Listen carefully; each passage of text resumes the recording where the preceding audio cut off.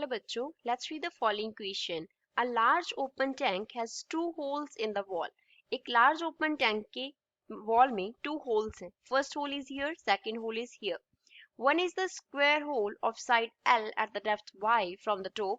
एक जो है वो L साइड का स्क्वायर होल है जिसकी जो डेप्थ है वो y है टॉप से, and other is circular hole, जो दूसरा है वो सर्कुलर होल है ऑफ रेडियस r का हमें डायमीटर 2r दिया है at the depth 4y from the top, इसकी जो डेप्थ है वो 4y है टॉप से.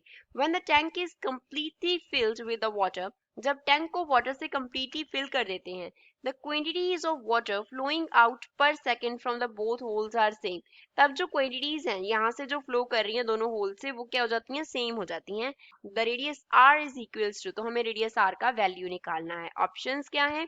l by root 2 pi, 2 pi l or l by 2 pi. First of all, we will talk about the key concept of the question. इस question में use की concept क्या है? तो इस क्वेश्चन को सॉल्व करने के लिए हम क्या यूज करेंगे? कंटिन्यूटी इक्वेशन यूज करेंगे. Continuity equation, according to equation of continuity, product of a and v जो होता है वो क्या होता है?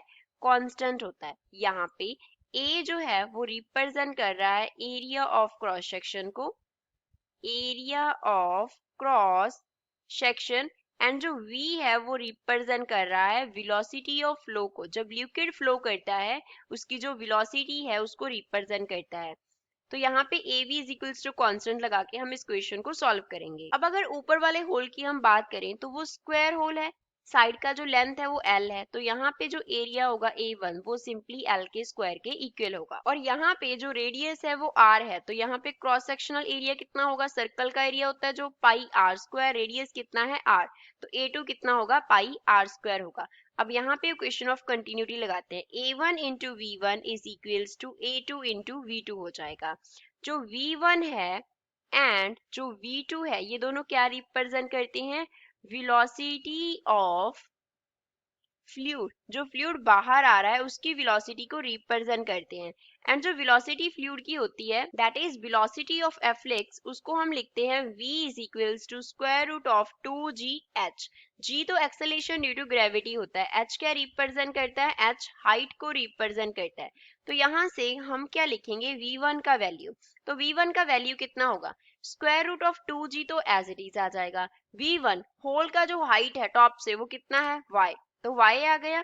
सिमिलरली v2 लिखेंगे. v2 कैसे होगा? स्क्वायर रूट ऑफ 2g तो एज इट इज आ गया. अब इसका हाइट कितना है?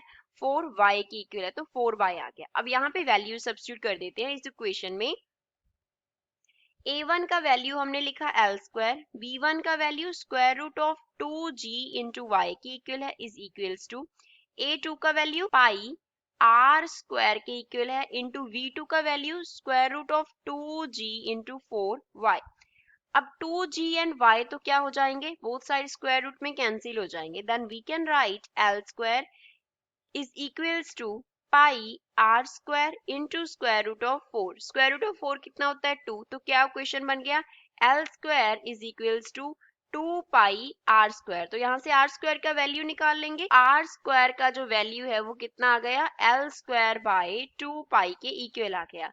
अब यहाँ से फर्दर अगर हमें r निकालना है तो बोथ साइड क्या कर देंगे? स्क्वायर रूट कर देंगे. Square root of l square by 2 pi, तो यहाँ से स्क्वायर रूट l का जो है वो स्क्वायर के साथ कैंसिल हो जाएगा, तो r का वैल्यू क्या आ गया?